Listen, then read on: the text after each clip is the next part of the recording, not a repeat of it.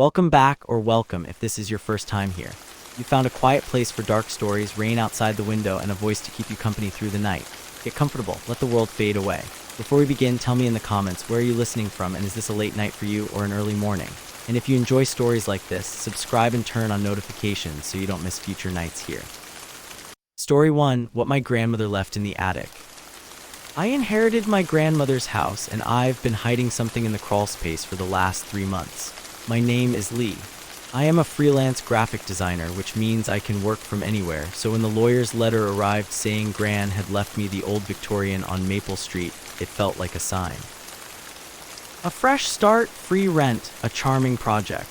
The photos in the listing showed peeling wallpaper and dusty chandeliers, but it had good bones, as they say. What they don't say is what those bones might be hiding. The move was chaotic but normal. Boxes everywhere, the smell of old wood and lemon-scented polish. The house settled with groans that I wrote off as century-old plumbing. But there were details, small things I noted but dismissed. The antique mirror in the foyer always seemed to fog in the center, like someone had just exhaled on it, even on dry days. All the clocks in the house, despite being unwound and battery dead, were stopped at 3:17 a.m. And the smell in the upstairs hallway, not decay, but a cold, sweet scent like wilted gardenias and wet soil. I told myself it was just an old house. They have personalities. They have memories, so let me ask you guys something, because I am genuinely curious. Know what's the oldest, most forgotten item you've ever found in a family home? An old letter. A strange trinket? Leave it in the comments, because trust me, I've learned that objects can hold more than just dust. The first real incident happened a week in. I was working late on a client's logo, the blue light of my laptop the only illumination in the living room. From the ceiling above my head, directly from the sealed-off attic, came 3 distinct, deliberate knocks. Knock. Knock, knock, my blood went cold. It was too rhythmic to be a pipe, too solid to be a branch. I sat frozen, listening to the silence that followed, which was somehow worse. Then, a soft, shuffling drag, like something heavy being pulled across the attic floorboards. I didn't sleep that night. I told myself it was raccoons. I called an exterminator the next day. He found no entry points, no droppings, no signs of life. Your attic's cleaner than my kitchen, he joked. I didn't laugh. The noises became a nightly ritual. Knocks, then drags, then, sometimes, a low, wet humming a tune I didn't recognize. It seeped through the plaster. I started wearing noise-canceling headphones, but I'd feel the vibrations in the floor. The house grew colder, a deep chill that clung to the bones no matter how high I cranked the heat. The mirror in the foyer stayed perpetually fogged. One morning, I saw faint, small handprints in the condensation. Child-sized, my breaking point was the photographs. I'd been scanning old family albums for a digital archive. In every picture of the house, going back to the 1920s, there was a blur in the same upper left windowed attic window. In Gran's childhood photos, it was a smudge. In my mother's teenage pictures, it looked more like a pale face. In a picture from my own 5th birthday party held in the backyard, the blur was clearer, sharper, a small, grim-looking child in an old-fashioned dress staring down at the party. I'd never seen her before. I asked my mom, who'd always been tense about this house. She went quiet on the phone. Your grandmother had a sister who died young. In the house, we don't talk about it. She changed the subject. The false safety came after a massive thunderstorm. The power went out, plunging me into a roaring black silence broken only by the rain. I huddled on the sofa with a flashlight, waiting for the attic noises to start. They didn't. For the first time in weeks, the house was quiet, just the storm. I felt a wave of profound relief. It was the storm, I reasoned. The pressure change, the wind and the evasit had all been the house reacting to weather. I laughed, a shaky, tearful sound. I was an idiot, spooked by an old building and my own imagination. Exhausted, I fell into a deep, dreamless sleep on the couch. I woke to silence. The storm had passed. The digital clock on the microwave flashed 12:00, but my phone said it was 3:18 a.m. The house was preternaturally still, and then I smelled it, stronger than ever, wet earth and dead flowers. It was coming from the hallway. I picked up my flashlight, its beam trembling as I stepped out of the living room. There, leading up the main staircase, were footprints, small, barefoot, and glistening with mud. They hadn't been there when I went to sleep. My heart hammered against my ribs. The footprints went up the stairs, down the hall, and stopped at the end wall where a seamless panel hid the pull-down ladder to the attic. The panel was now slightly ajar. A cold draft whispered from the darkness within. A part of me screamed to run, to leave the house forever. But a deeper, more terrifying compulsion took over. I had to know. I had to see what she wanted me to see. I pulled the cord, the ladder unfolded with a shriek of rusty springs. The smell poured down, thick and cloying. I climbed, the wooden rungs creaking under my weight. The attic was a cavern of shadows, filled with the silhouettes of sheet-draped furniture and stacked trunks. My flashlight beam cut through the dust motes. And there, in the very center of the floor, was a space cleared of boxes. In that space sat a small, wooden rocking chair. It was rocking slowly, steadily, all on its own. Back and forth, creak, creak. Creak, hello, my voice was a dry rasp. The rocking stopped. The beam of my flashlight wavered to the corner behind the chair. There was a dollhouse. A perfect, meticulous replica of this house. Its tiny attic window was lit from within by a faint, sickly green glow. As I watched, a tiny figure, a doll in a faded dress, moved from the dollhouse attic window and appeared at the miniature front door. It stepped out onto the dollhouse porch. A floorboard behind me groaned. I whirled around. The flashlight beam caught her just for a second. She stood at the top of the ladder, blocking my exit. A girl in a water-stained, old-fashioned dress, her skin the color of bad milk, her hair stringy and dark. Her eyes were solid, depthless black. She held something in her mud-caked hands, a doll that looked exactly like me, wearing the pajamas I had on. We stared at each other in that frozen, silent moment. Then her lips, chapped and colorless, parted, not to speak, but to hum that same wet, tuneless hum. It filled the attic, vibrating in my teeth. She took a step forward, the doll in her hands held out towards me like an offering. I didn't think. I screamed and lunged, not at her, but to the side, scrambling over a trunk and towards a small, grimy circular window, one in all the photographs. I threw my shoulder against it once, twice, the old wood splintering. With a final cry, I burst through, tumbling onto the steep roof, shingles scraping my hands. I slid, caught the gutter, which groaned and bent, and dropped painfully onto the overgrown bushes below. I didn't look back. I ran, barefoot and bleeding, into the night. I spent the next week in a hotel. I told the police it was a break-in. I couldn't tell them the truth. I hired a storage unit, and during the brightest part of the day, with 2 friends as witnesses, I went back for my essentials. The house felt watchful, hungry. The mud footprints were gone. The attic panel was closed, but the sweet, rotten smell remained. I put the house on the market. The real estate agent called me, puzzled. Lee, there's a structure in the crawlspace access under the porch. Did you know about it? It looks almost like a little fort made of sticks and mud, and there are dolls inside, quite a few of them. My blood turned to ice. I told her to have it cleaned out, to do whatever she needed. The house sold quickly to a young couple eager for a project. I signed the papers with a hand that wouldn't stop shaking and took the money, trying to forget. I moved into a modern, top-floor apartment with concrete walls and no attic. I sleep with the lights on. And for a while, I thought it was over. I was wrong. Last night, as I was taking out the recycling, I saw it in the alley behind my building. Sitting against the dumpster, neat as you please, a small, muddy fort made of twigs. Inside it was a single, crude doll fashioned from bent wire and torn cloth.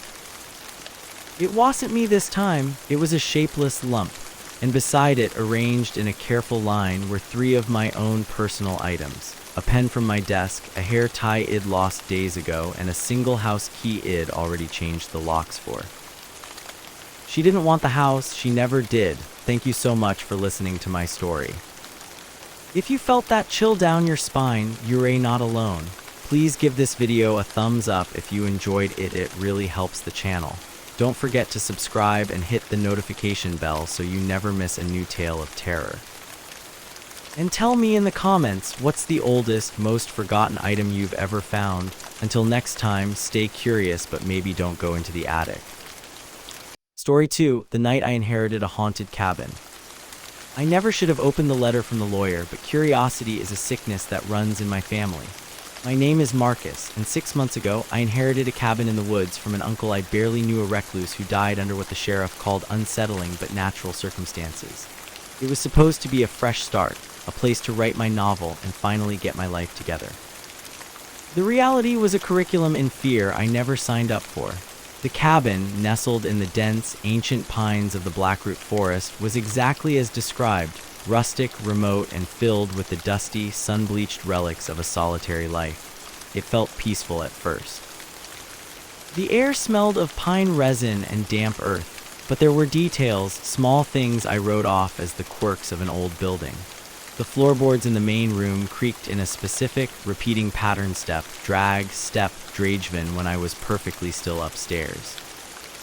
All the mirrors were turned to face the walls, their backs coated in a fine gray dust, and the single, old-fashioned landline phone in the kitchen would give a single, faint crackle of static every night at exactly 3:07 a.m., as if someone had picked up an extension in another room.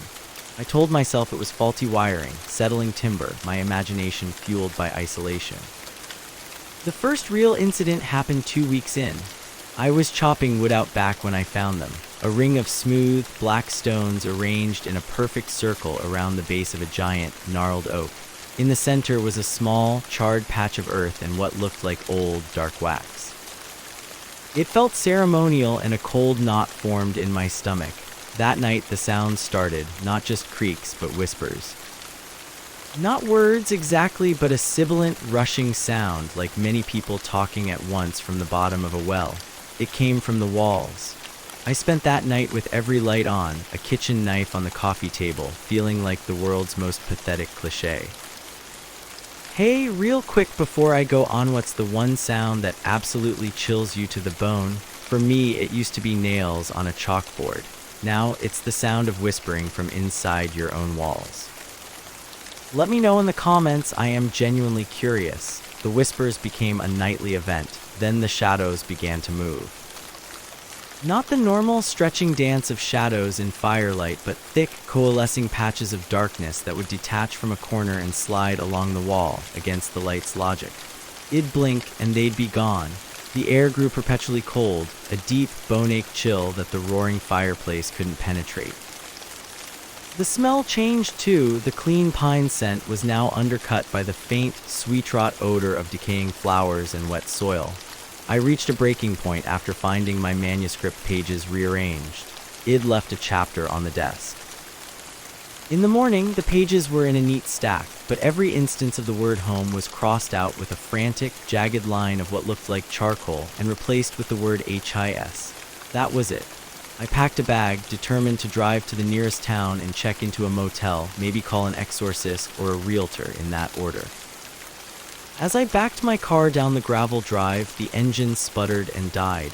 The battery, brand new, was completely dead. So was my phone when I tried to use it. A deep, primal part of me understood I wasn't being haunted. I was being kept. That was the false safety, the cruelest trick. For 3 days, nothing happened. The whispers stopped. The shadows held still. The cold lifted. I thought maybe I'd broken the cycle, passed some unseen test.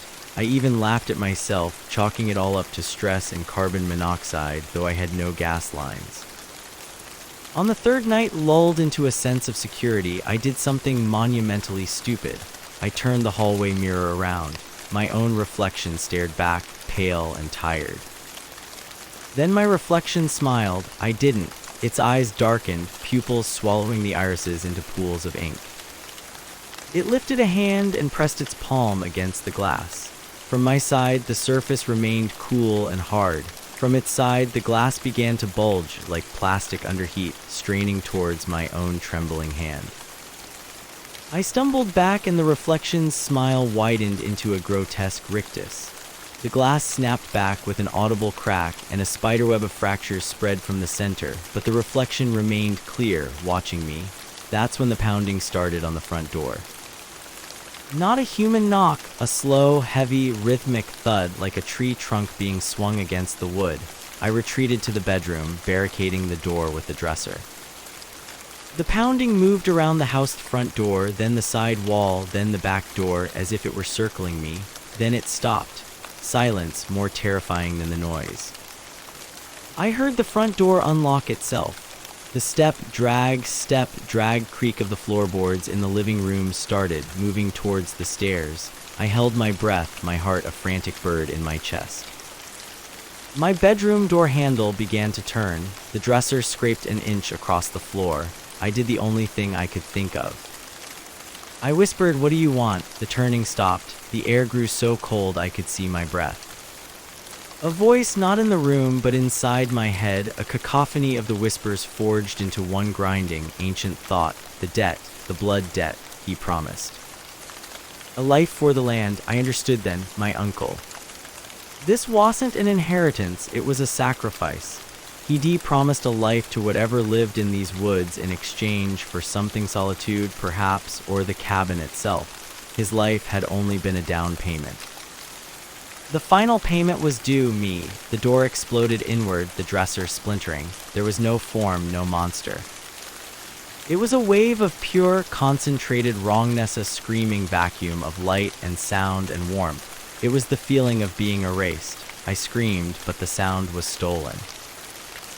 I felt my own memories, my sense of self, begin to unravel and fray at the edges, pulled into that howling void. I don't know what saved me. Perhaps my terror was a flavor it didn't like. Perhaps the first rays of dawn, gray and weak, finally pierced the forest canopy. With a sound like a mountain sighing, the pressure vanished. I was on the floor, gasping, my nose bleeding, every muscle trembling.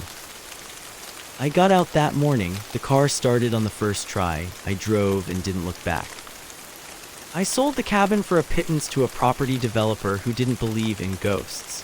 I live in a bright, noisy city now, in a modern apartment with floor-to-ceiling windows and no landline. But last night at 3:07 a.m., the digital clock on my microwave flickered and reset. And this morning, I found a single, perfect black stone sitting on my welcome mat. The debt, it seems, is not tied to the land. The debt is tied to the blood. And it's still collecting. Thank you so much for listening to my story. If you felt that chill down your spine, you know what to give this video a like. It helps more than you know. Subscribe and hit that notification bell so you don't miss the next tale. And tell me in the comments, what would you have done in my situation? Would you have stayed in the cabin? Stay curious, but maybe don't open any strange letters. Stay safe out there. Story 3, What My House Learned to Mimic. I need to confess something. My childhood home is trying to replace me. It started, as these things often do, with a simple errand. My name is Rachel. After my mother passed, the responsibility of clearing out the old Victorian on Maple Creek Lane fell to me, her only child.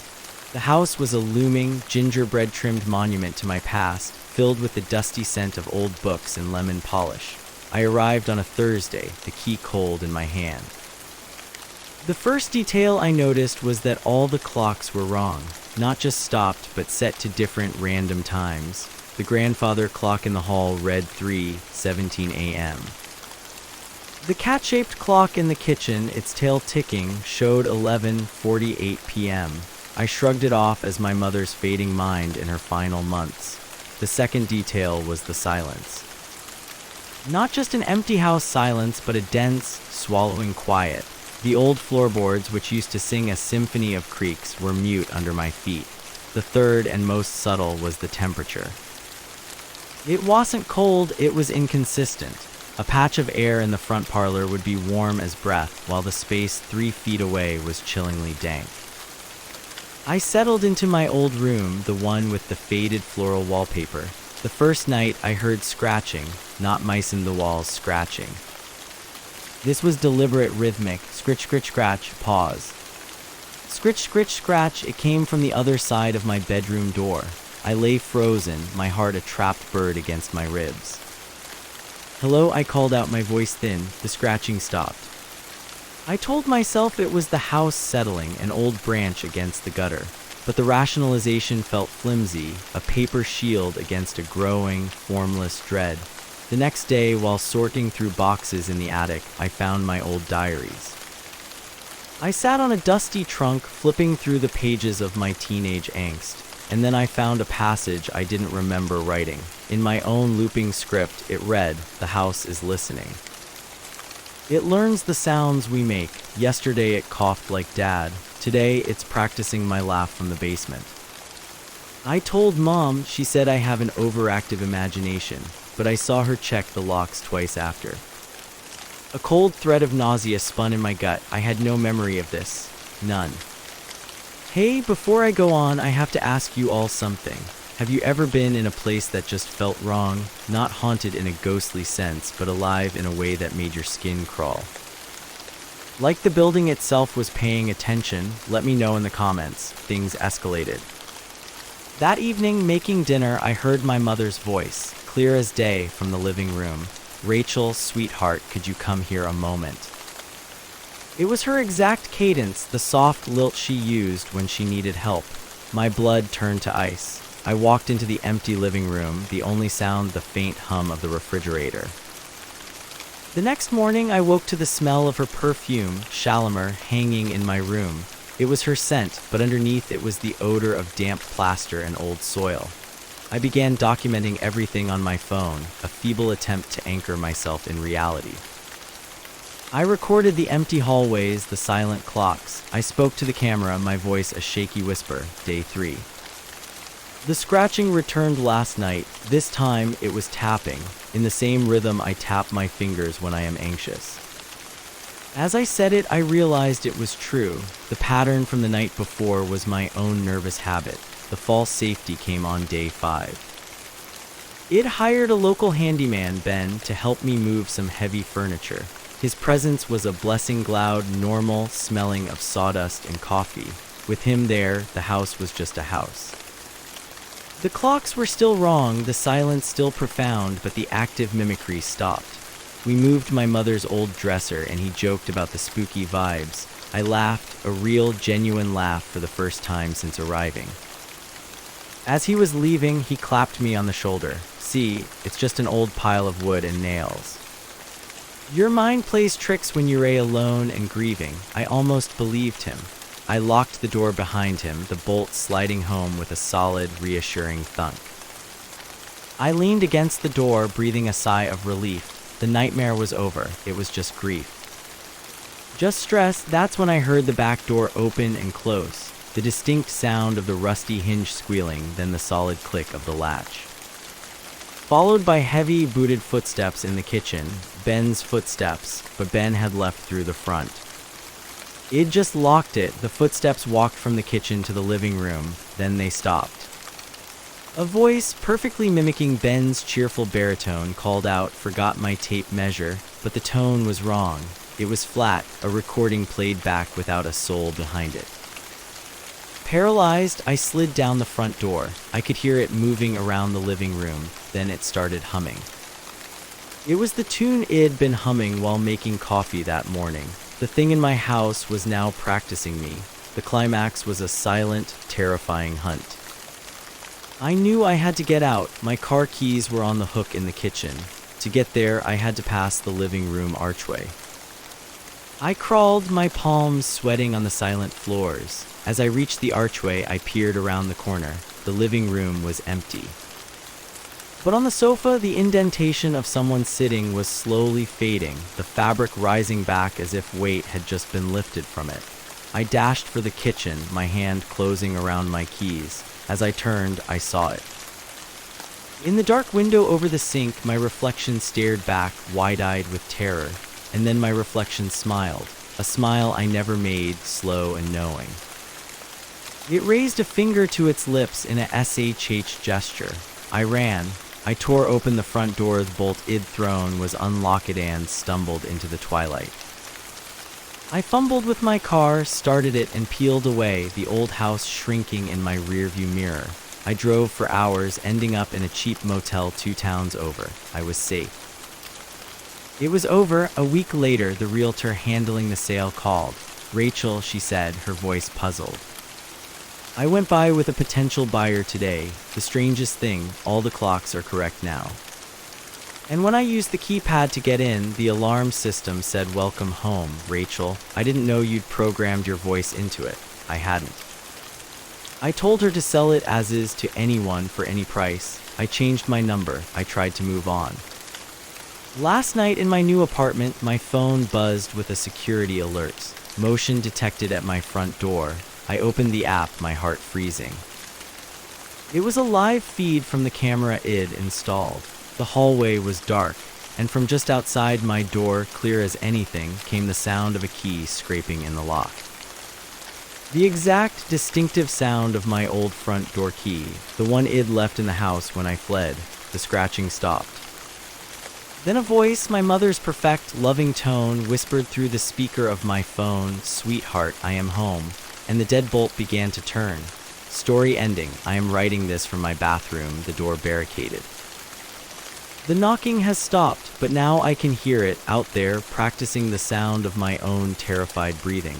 Thank you so much for listening to my story.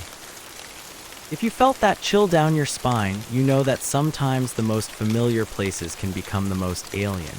If you enjoyed this tale of a house with a memory, please give this video a like. It helps more people find these stories. Subscribe and hit the notification bell so you don't miss our next journey into the unknown. And tell me in the comments, what's the one sound from your own home that would terrify you if you heard it mimicked back? Stay safe out there. Story 4. The dream we all share is real. I used to think sleep paralysis was just a trick of the mind, a biological glitch. I was wrong. It's a door. And something was using it to get in. My name is Lee, and for 6 months I thought I was losing my sanity in my own childhood home. After my mom passed, the weight of her old Victorian in the quiet, tree-lined suburb felt less like an inheritance and more like a sentence. I moved back in, telling myself it was temporary, a way to sort through a lifetime of memories while I figured out my next move. The house smelled of lemon polish and latent dust, a scent that was both comforting and, in a way I couldn't pinpoint, deeply stale. The floorboards in the upstairs hall creaked with a specific 3-note rhythm even when no one was there, and I'd often catch the vague, floral silhouette of my mother's perfume in a room I'd just entered, only for it to vanish when I took a deeper breath. I chalked it all up to grief. The dream started subtly. I'd be lying in my old bedroom, wide awake in the dream, unable to move. The familiar shadow of my dresser would stretch and warp on the moonlit wall, becoming a hunched, spindly figure sitting in the corner. It had no face, just a smooth, dark oval where a head should be, tilted in a way that suggested it was watching me. I'd strain to scream, to twitch a finger, but I was locked in. I'd wake up gasping, drenched in sweat, the room perfectly normal. I researched sleep paralysis, the old hag phenomenon, shadow people. It was frightening but explainable. My subconscious was processing stress, that's what I told myself. Then the details began to bleed. One morning, after a particularly vivid episode, I found a single, long-dead fly on my windowsill, right below where the shadow figure's head had been tilted in the dream. Coincidence? A few nights later, during another paralysis, I felt a cold, dry pressure on my ankle, like a hand made of sticks and leather. I woke with a start and flicked on the light. There, on my pale skin, were 3 faint, grayish smudges like charcoal fingerprints. They washed off, but the chill they left behind didn't. Hey, while I am recounting this, let me ask you something. Have you ever experienced sleep paralysis? That feeling of being trapped in your own body with something ominous in the room? Tell me in the comments, because for the longest time I thought I was completely alone in this. The false safety came after I visited a doctor. She was kind, prescribing mild anti-anxiety medication and suggesting rigorous sleep hygiene. The mind under grief is a powerful, sometimes self-sabotaging thing, Shed said. For 2 weeks I followed the regimen. No screens before bed, meditation, white noise. The paralysis stopped. The shadow didn't appear. I felt a profound, weary relief. It'd been haunting myself. I started to properly unpack to make the house mine. I even invited a couple of old friends over for dinner, the first time the house had felt truly alive in months. That night after they left, I slept deeply and dreamlessly. I woke up not to an alarm, but to the sound of scratching. It was a soft, persistent scrape, like a dog needing to be let in, but slower, more deliberate. It was coming from inside the wall behind my headboard. My blood turned to ice. I lay perfectly still, listening. Scritch, scrape, pause, scritch, scritch. It was methodical, it was real. The rational part of my brain offered explanations. Tree branch, house settling, an animal in the eaves. But the animal part of my brain, the one that remembers dark caves and things that stalk in the night, knew it was none of those things. It knew the sound was an answer. My 2 weeks of peace weren't a cure, they were at holding its breath. The climax didn't happen in a dream. It happened in the glaring, unforgiving light of 3 p.m. on a Tuesday. I was in the basement, finally tackling boxes of my mom's old books. The air was cool and damp. As I lifted a heavy box of encyclopedias, my foot caught on the edge of the ancient, threadbare rug. I stumbled and the box crashed to the concrete floor, sending volumes splaying open. Cursing, I knelt to gather them, and that's when I saw it. Under where the rug had been dragged aside by my stumble, the concrete floor wasn't uniform gray.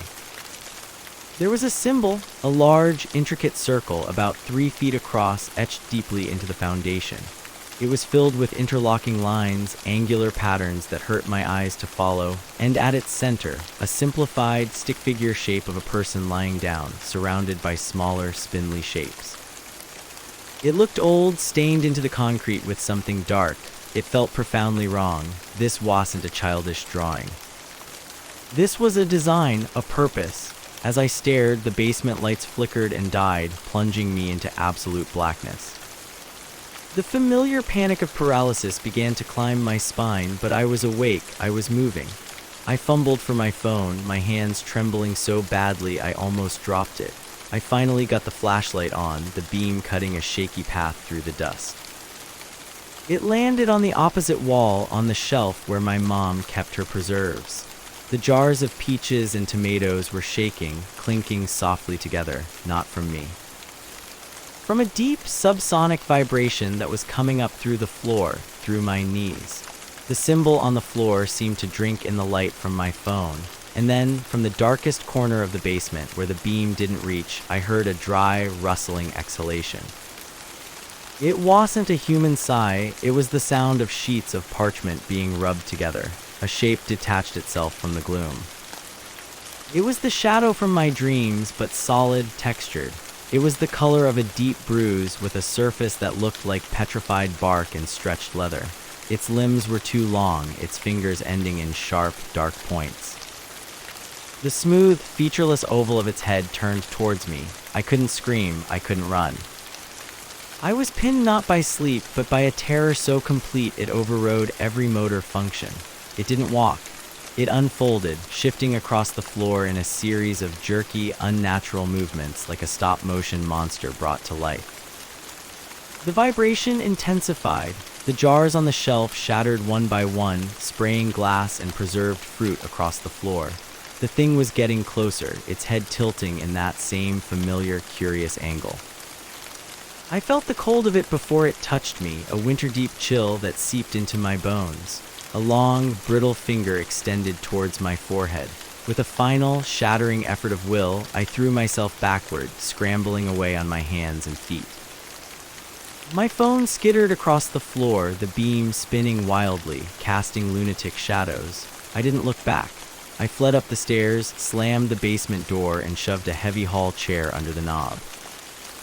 I sat on the floor in the kitchen, back against the cabinets, weeping and shaking until dawn. The house was silent.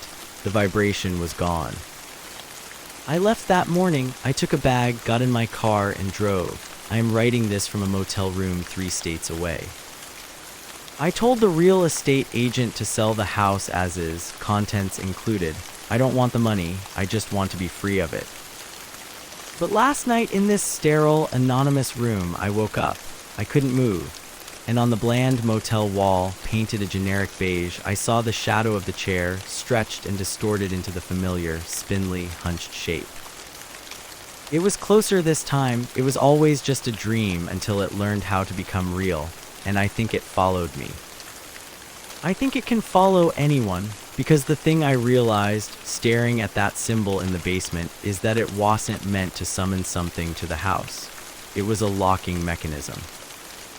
A seal, and by moving the rug, by disturbing it, I didn't let something in, I let something out. And now it's learning how to find its own way in, through the one door we all open every night, the door of sleep. The paralysis isn't the horror, it's the sound of the lock clicking open. Thank you for listening to my story. If you felt that chill, that sense of something lurking just outside the frame of your own perception, then you understand. Please, if you enjoyed this journey into the dark, give this video a like.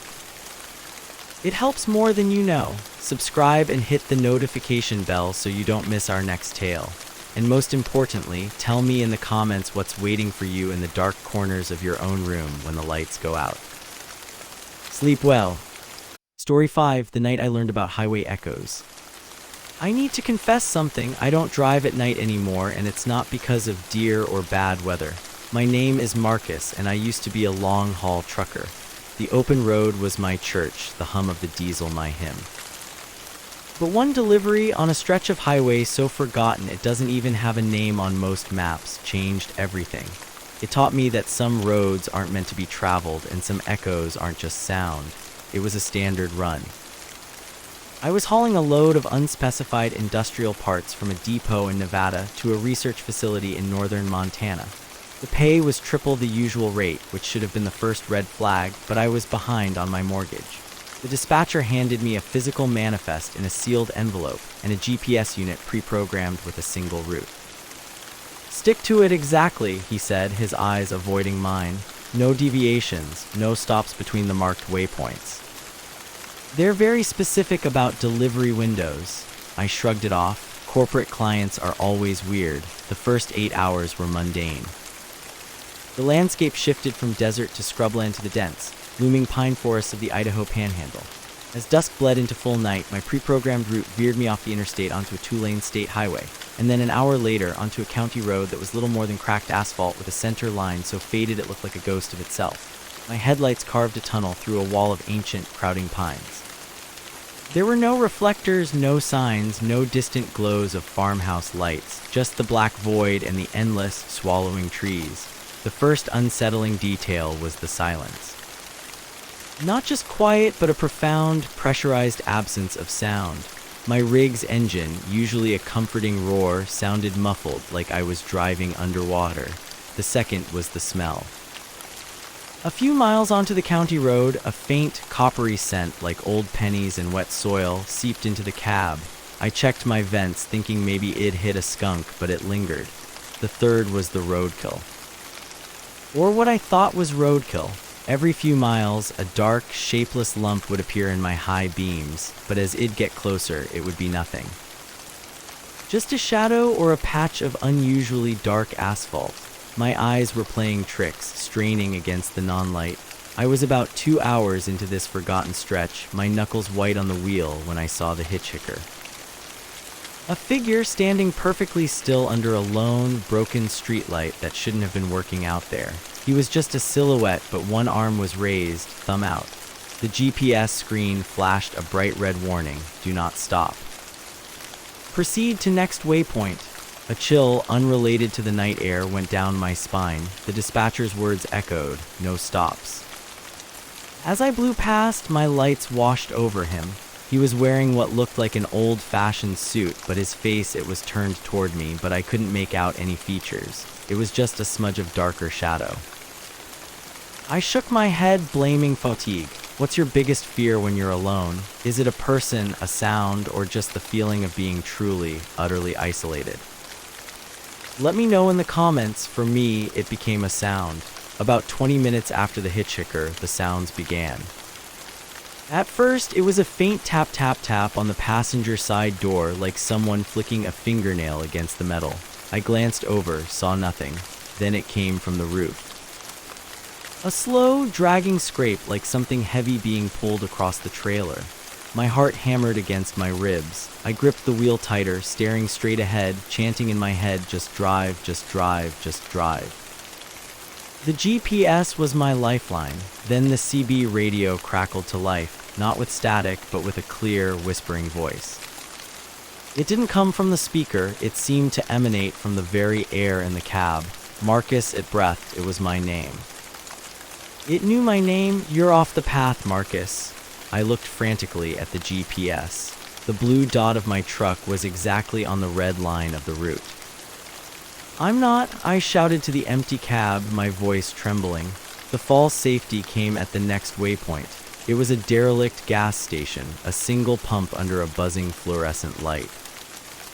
The GPS chimed, waypoint reached, 15-minute stop authorized.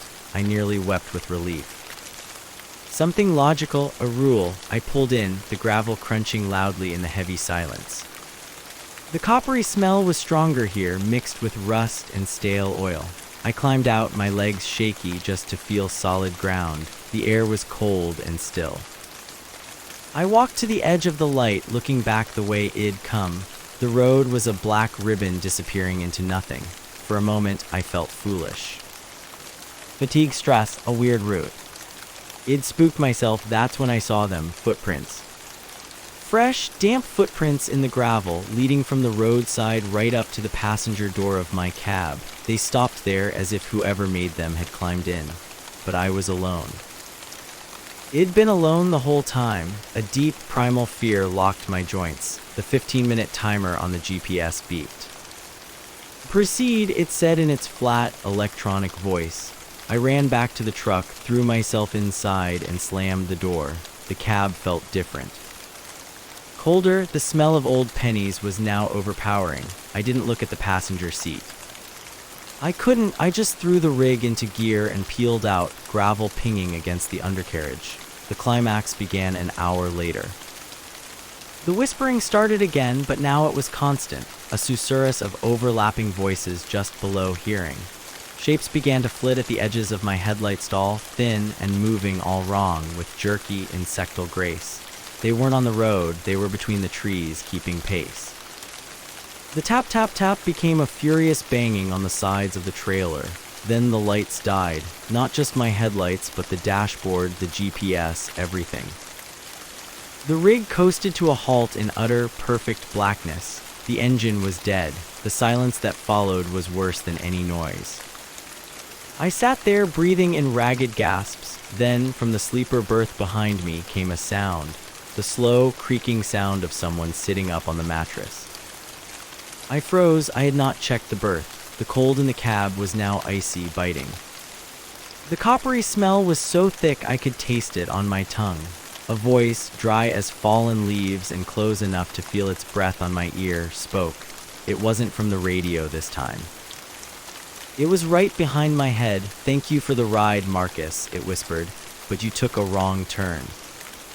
Back there at the light, the hitchhiker, it was in my truck. It had been in my truck since the gas station. Since before, I don't remember screaming. I don't remember fumbling for the door handle and tumbling out into the cold dirt. I just remember running, blind, into the forest, the sound of my own terror echoing back at me from the pines. Except the echoes didn't match. My footsteps sounded twice. My panicked breaths came back in a chorus. I wasn't alone in the woods. They were all around me, echoing me, learning me. I woke up at dawn, curled in a ditch, soaked with dew. My rig was parked neatly on the shoulder 100 yards away, engine off, lights dead.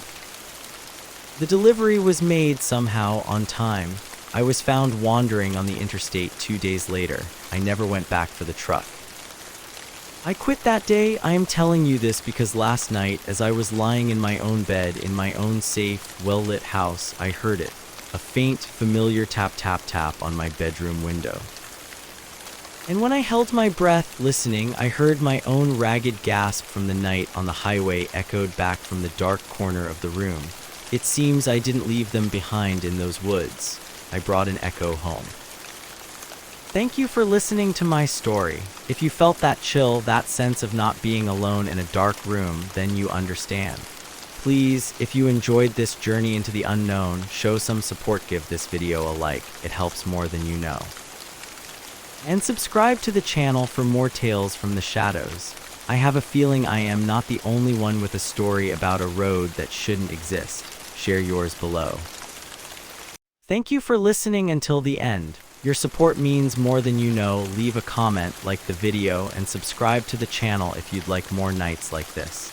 Please share this story with your friends who enjoy listening in the dark. For now, rest and let the rain continue.